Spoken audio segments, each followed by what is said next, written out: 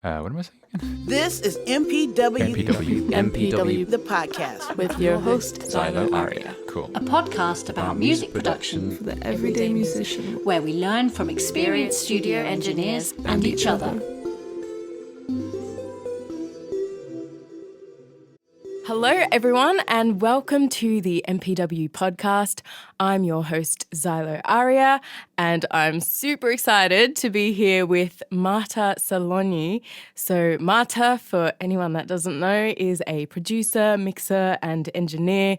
She's worked with so many incredible artists, including Bjork, Frank Ocean, the XX, Django, and the list goes on. And she also won the MPG Breakthrough Engineer of the Year in 2018. And yeah, so thanks so much for being here, Marta. So nice to have you. Thank you. How's your morning going so far? You said you're working on a drone choir, which sounds amazing. Yes, I love this project. It's called MYX, and it's a record that they're doing with Gazelle Twin that I'm producing. We recorded not long ago for a piece that they played at the South Bank, also not long ago, called Deep England.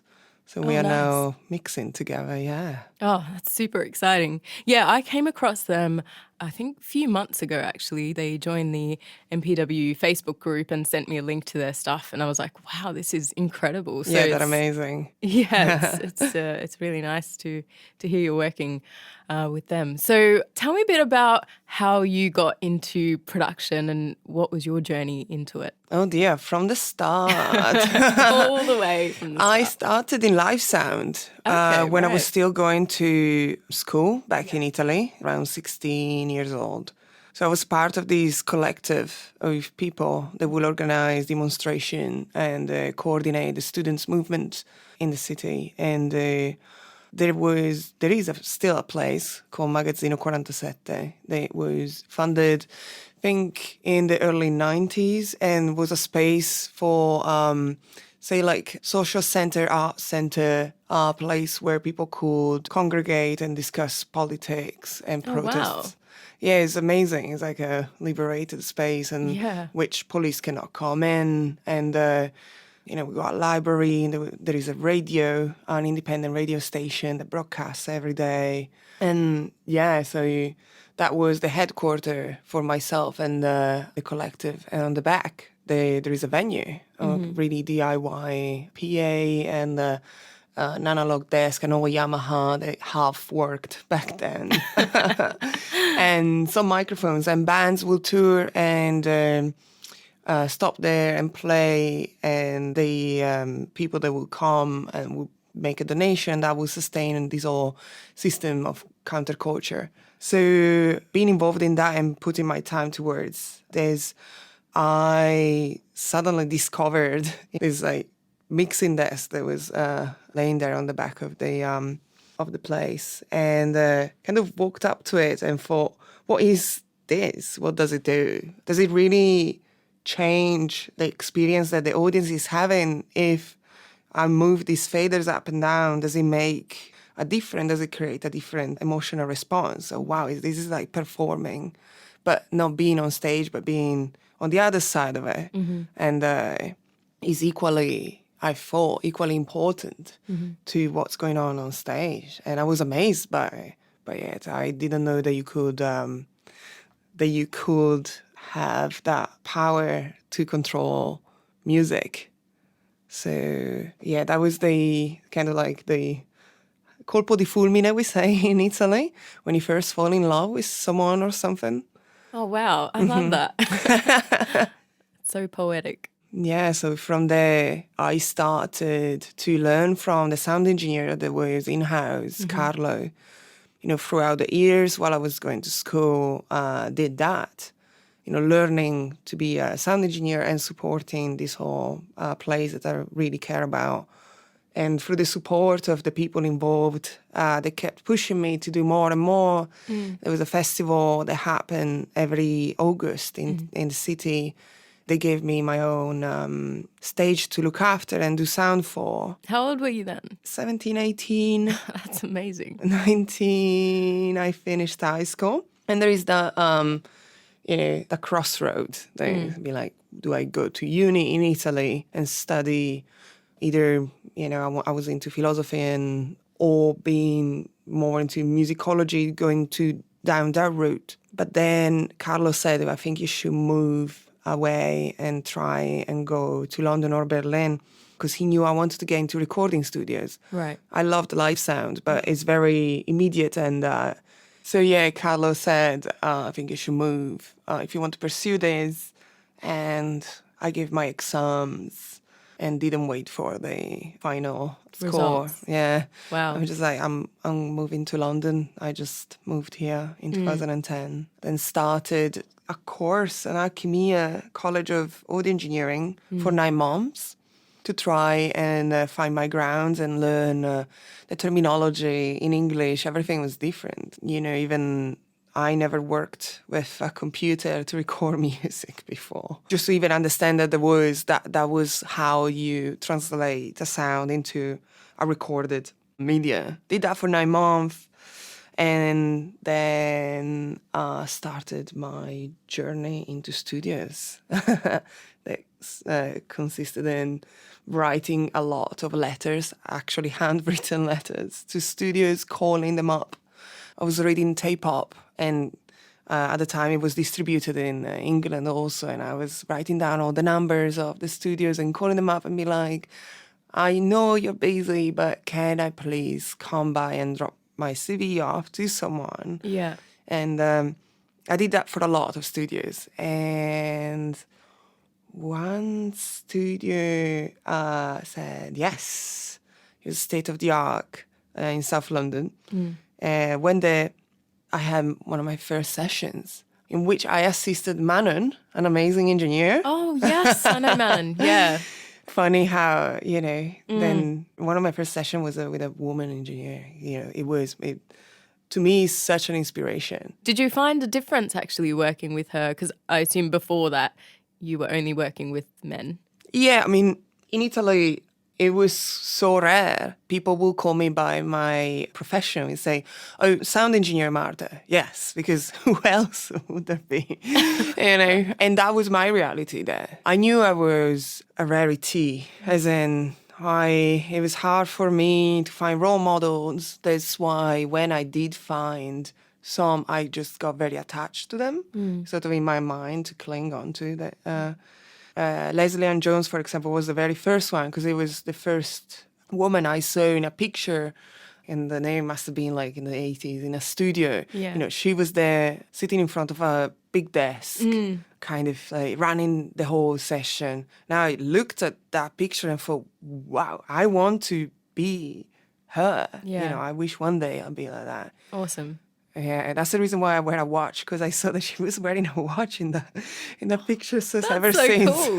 That's so cool. Have you got in touch with her since then? Or No, I never met her. Okay. No, I keep seeing her. She just won a Grammy, and I was so proud. I'm like, wow, yes. That's awesome. So you'd be like, I wear a watch because of you. Yeah. Because I always thought, cool. it's like, I try not to look at phones when I'm in the studio, especially when you're recording. I find it very rude. So yeah, I'm going to wear a watch, and that will remind me of her every day. I look at so the nice. time. Yeah. And it's going to be a motivation. That's really cool. I mean, I don't talk about this that much, about female role models and stuff on this podcast, but I think what you mentioned is so, there's really something in that, is because you saw that photo, it's kind of triggered all these things in you. And some people say there's nothing stopping women from doing this or that. But I think it's that's a big part of it, is if you don't see someone doing it, or in some media or some shape or form, it might not trigger something in you saying oh, this is something I can do. So it's nice that you saw that picture of her somewhere. Yeah, totally. I mean, if it's really hard to envisage something if you have no proof that can be possible. Exactly. I mean, obviously there is an element to the unknown that is also exciting. You want to be the first person doing something, the first person. But also, when society is so heavily weighted towards raw, kind of stereotypes, and then I think it's very unfair towards women to like having to put so much weight on like every time if a woman wants to do something slightly different from what is expected, everyone is always like, why are you doing that? Why would you want to go down that route or that professional career if there are no role models? A lot of the times what is being told to you when you want to do something different is, you might fail, you will fail, because there are no other examples of success. That's what my parents were scared of when I went away to another country. How did they feel about that? Because, at that time as well. They were worried. Yeah. But they trusted me because I was just very convinced and really like, adamant I wanted to do it. And nothing was going to stop me, Yeah. But definitely it would have been much easier for them to feel ease if there would have been other people, that they can other see. Women. Yeah, totally. So that's why when the MPG happened and they came down and they saw a room full of people like me, they suddenly were like, okay, now I understand. When they started seeing credits on the back of vinyl and CD, they're like, okay, that's what it is that you want to be doing. It took some time. I'm sure. But yeah, I'm very glad that you persevered and now you can be that role model for a lot of people as well. And, it's great. It's great. Yeah, so today we are talking about reverb because, we usually focus on one element in each episode, and this is one of my favorite things. And when I first started producing, I loved this thing called reverb. And yesterday when I was kind of planning what we were going to talk about, I was just kind of reflecting on this, and I was like, what would production be like without reverb? I'm like, that would be so sad. Yes, it would be like a song made in space. I know, right? In this vacuum. So that's my relationship with reverb. But apparently you have a T-shirt about it. So I've got a T-shirt that says Reverb Monster. Because as well, when I first started my journey in studios, understanding more and more about different ways of being able to reverberate sound. Now I was putting reverb on everything. Total chaos. No, same. So we usually start with asking our guests to define the topic in like a sentence. Do you reckon reverb in one sentence, what would you say? Reverb is this is kind of like how to use in a sentence without using the word itself. You can. It's fine. Well, reverberation is a phenomenon that happens when the source of sound reflects upon the boundaries of enclosed space in which it's playing from. So that's why we hear reverberation as in the sound of the room and the sound reflecting on the walls or on the surfaces around us. And depending on the material, on the density of the air, on the size of the space, reverberation can be either longer, or decay can be longer, it can take longer for the sound to die out, or it can be very short. It's like almost inaudible. I wonder whether that's scientific enough. That was really good. It was like a little bit more than a sentence, but it was explained really well. No, that was really nice actually. I got a good picture of it in my head. So that's that's really good. But so you mentioned decay time. So I guess there's a few elements of reverb that you'll find on most reverb plugins or whatever it is, which is like decay time, like pre-delay time and dry wet. So we just talk about those elements, like what do they mean to you? So the decay time is the time that it takes for the reverb to die off. The longer the decay time, the longer the tail of the sound that we are reverberating. So, there is no limits really in the artificial world of reverbs. And then in the natural world, there will be a cave, for example. I don't know what the Guinness World Record is, but if you are in a very, very big, let's say, underground disused oil tank, you can get a 30, 40 seconds reverb in.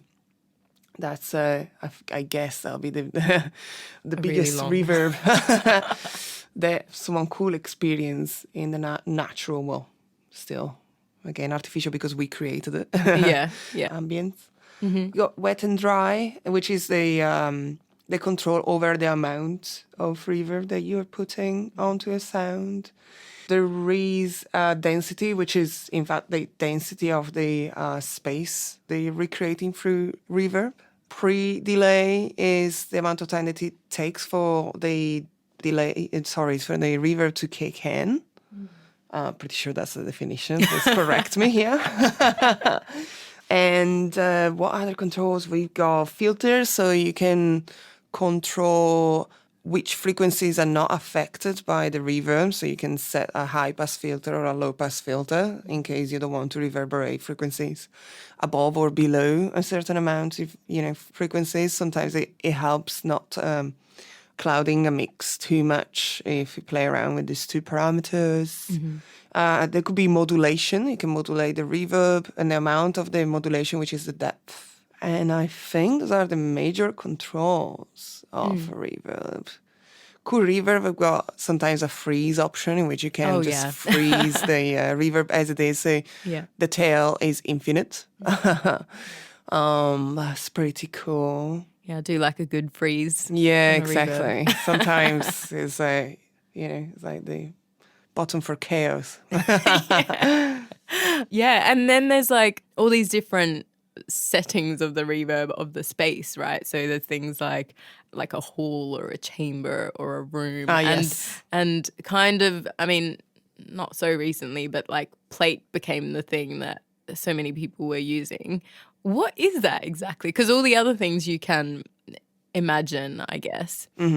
Yeah, so the plate is a very big box, which inside contains a plate, like a sheet of, could be a different kind of metal. There's gold foil, for example, gets used, and an EMT, which is a model of a plate reverb. So inside of this box, there is this plate, and it's suspended with spring, and there is a speaker which will play the sound that you send to the plate, and at the end, on the other end, there will be a microphone that will pick up the resulting vibration of the plate. So it's effectively a mechanical way of reverberating a sound, which is very interesting. Like, if you think about it, it's a sheet of metal which is reacting to a sound which is inputted into it. And it's the same philosophy as a spring reverb. It's play music from one side, you capture it on the other end. Of a spring. Yeah, so I think you can get the same effect if you put your foot on the sustain pedal of a piano and you kind of, you talk very closely to the string inside it, then you hear reverberation of the strings inside of a piano, and that's kind of the idea. Ah, that's so cool, right? And do you have any like rules of thumb that you use of like, for certain elements you'll use certain types of reverb, or like not go past a certain decay time on certain things? Or do you have any like go-to things that you do? Not really. I like halls. Me too. I usually just be careful of what I said earlier. I just try and shave off some low frequencies when they're not needed, so that I can have more space within the landscape of the track to position all my other instruments. But no, I like sometimes compressing the reverb, so the sustain, let's say the decay of the reverb is not that much, but the presence of it is stronger. Ah, right. Yeah, we can, for example, when it comes to putting reverb on a vocal, I a lot of time put a delay before it and then a reverb after the delay to smooth the repeats, the feedback of the delay. Yeah. And I put a compressor before everything that is sidechained to the vocal. So when the vocal plays, the reverb doesn't. Or the the reverb and the delay don't. Yeah. So let's say the middle of the phrase is clearer. It stays clear, not clogged up by, this cloud. And the end of it, then there is a release and the cloud kind of opens up. So that's cool, yeah. my ways of doing it. Yeah, that's really nice. And I guess like people talk about like sending versus putting things on tracks and like not trying to put reverb onto too many tracks, rather like send them if you can. I put it on the master fader sometimes. Awesome. Yeah, actually, last time I think we were speaking at Abbey Road that time, how you mentioned you put a ping pong delay on your master fader. Yeah, that was I do. cool.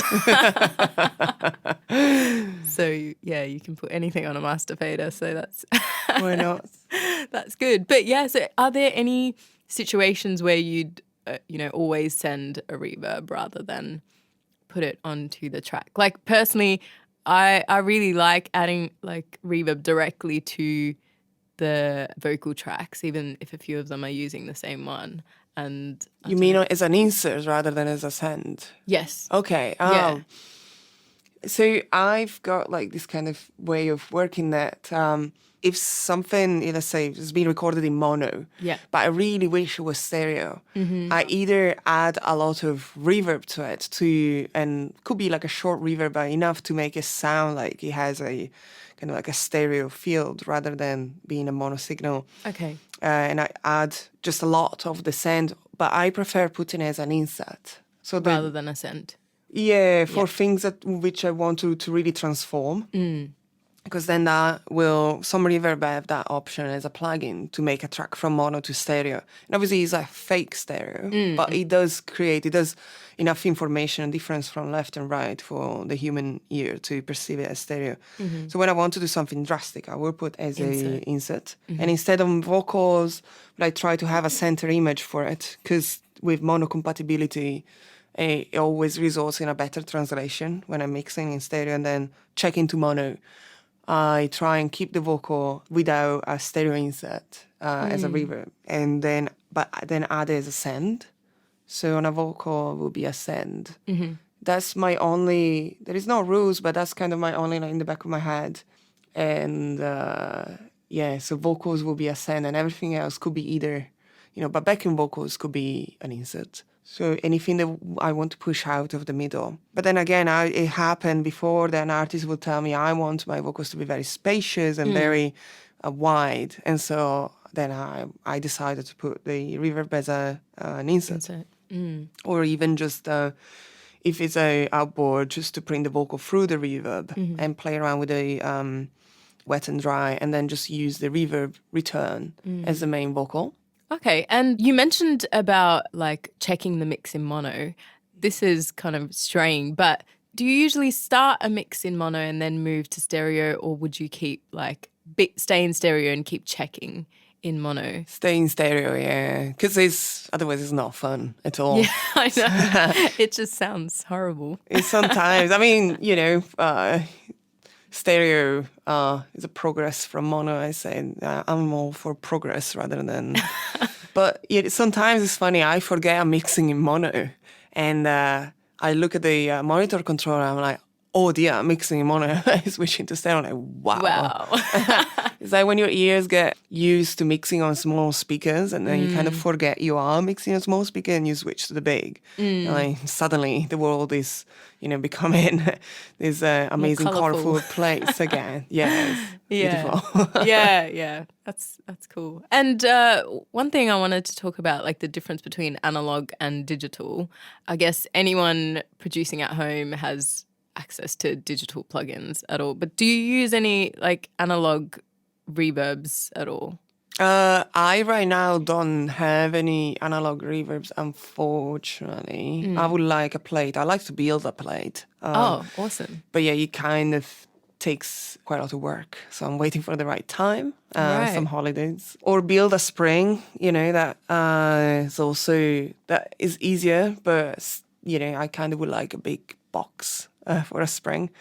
So no, I will. The easiest thing to do would be to reamp a signal. Get a speaker, get a feed from the desk or from the computer, and then play it through a hallway or the bathroom.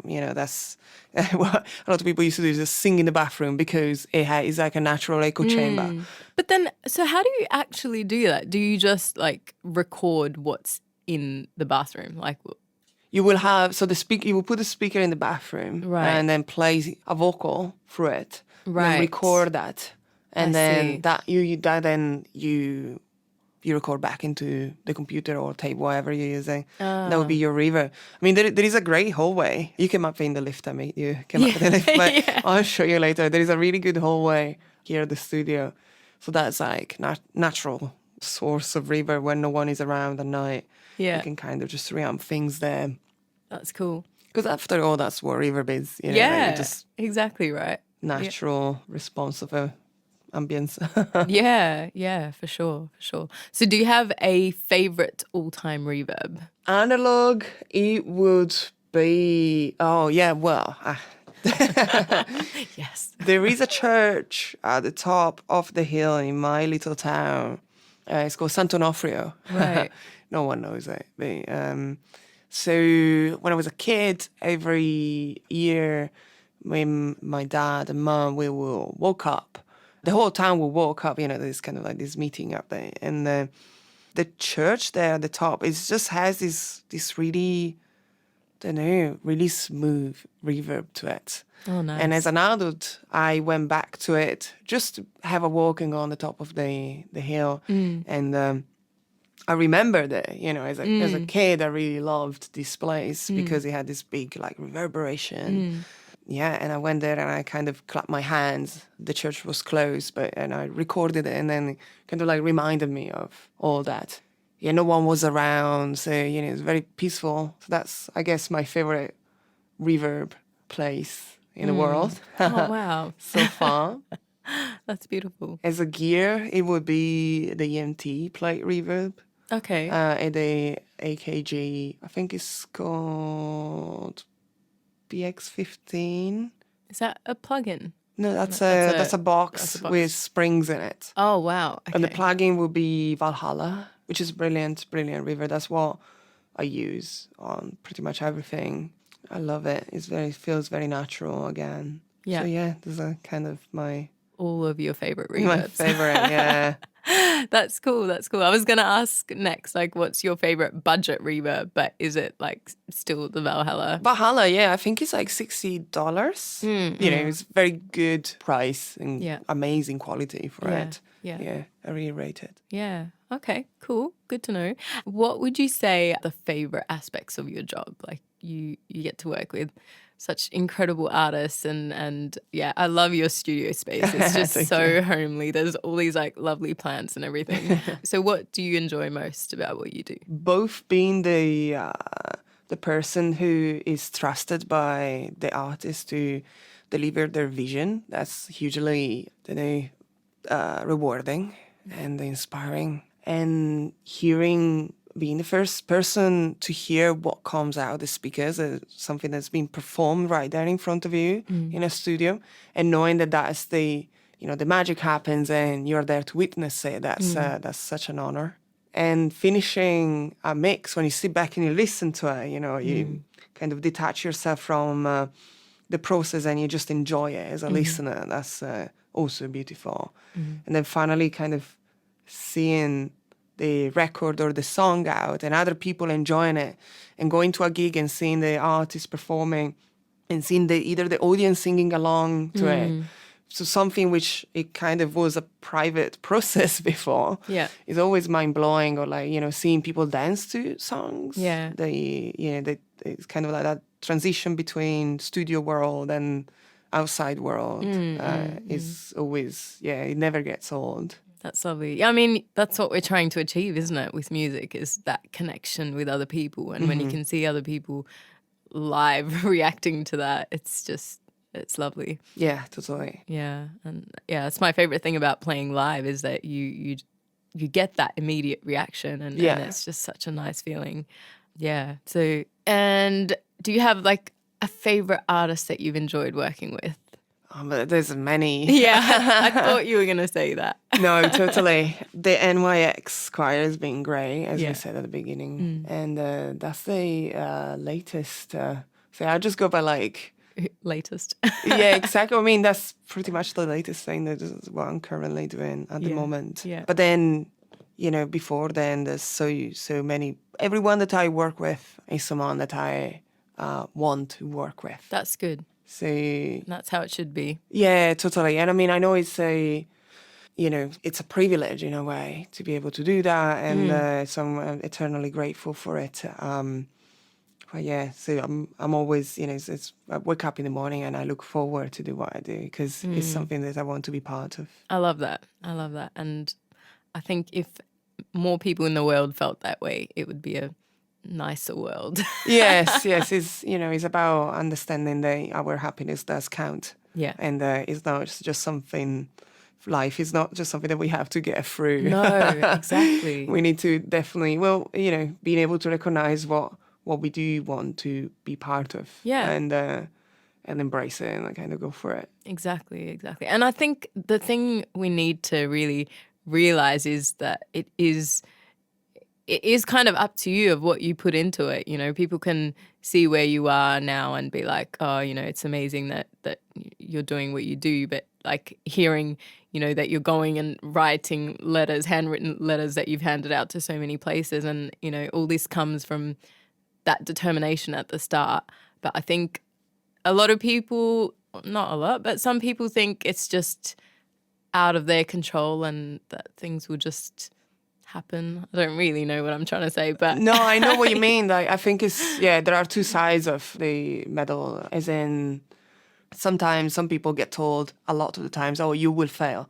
You will not be able to do that. And then if you get told that so many times, you probably start thinking that that's true. So you stop trying. And it's not your fault, but it's the environment that you're in is not supportive. That's really sad, but that happens. I'm sure, I'm fortunate there are a lot of people out there that got huge potential, but are being shut down by people around them because of whatever reason, on the circumstances. And there are other people that just don't understand that you got to work really hard for things that you want to achieve. But a lot of the times I do think is that if someone is not in the environment, in the right environment, and the circumstances that they are in is not, they are not favorable for them to become what they want to become, unfortunately, they're not gonna. So we need to try and be supportive of each other as much as we can. And I know, there is a competition, but I think community is more important. Yeah. And if we can all bring each other up, and we all definitely, we all achieve something. Yeah. So I do believe in that. Determination is the most important thing. Yeah. Again, I had a lot of people that did believe in me and wanted to support me. I had some people that didn't believe and didn't want to support me, but that I kind of turned that around into fuel. Yeah. And then made me go like, I'm going to show you that I can do this. Yeah, there's two ways, I think. Yeah. Definitely. But yeah, so that's a bit of positivity for you all. Yeah, I think all that is as important as, as all the technical things, I think. The kind of determination and mental side of it. But on that note, let's go to a few questions that we have from our audience. Cool. So there was one from Serenity Blade from London. So she asked, when is reverb a definite no? Or when do you see people using reverb where you would say don't? On a hi-hat, maybe. I don't know. Okay. I don't know. I say that because it's my least favorite. Okay. I don't think there is ever a definite no for anything, but perhaps if you start putting too many reverbs that have got different settings, then it can the whole track start feeling a bit incongruous. Like if you're adding a whole reverb and if you're adding a room reverb, if you're adding a cathedral reverb, suddenly. Unless you do really put emphasis on the different sound that you're trying to convey, as kind of like a journey. But yeah, either be subtle about things or be very, very Obvious. Yeah, obvious, exactly, and never in the middle ground. Okay. But I don't think there is a definite no on reverb. Yeah. Okay. Says the reverb monster. Yeah, says the Reverb monster directly. You heard it. Which actually kind of takes us to another question from a Charlie Burden, also from London. So he asked, how many different reverbs or spaces do you layer at once and what's too many? Just what I just said then. Yeah, different settings. I will combine halls and rooms a little bit, but not too much. I think if they're kind of the same decay, then you can get away with it. And then if you can just try and imagine it in your head, where, let's say we got piano and vocals. The piano is on the back maybe of the stage. Mm-hmm. So maybe you'll have, depending on where you consider yourself to be listening from, you're in the middle of this or of the audience, then the piano might be a bit more distant, so you can allow to have more reverberation on it, or to feel a bit, further back. And then a vocal will be more present and more upfront because it's physically closer to you. Mm-hmm. So I will have less reverb on the vocals, a bit more reverb on the piano, and I will ride the reverb sometimes to try and put emphasis on some phrases rather than others to go with the vocal. Can you explain that a bit more for people? So I will, for example, sometimes when, let's say the vocal is being recorded very compressed, and so the long sustained notes don't have a shape that is doesn't have much dynamic into it. So let's say it just looks like a sonic sausage rather than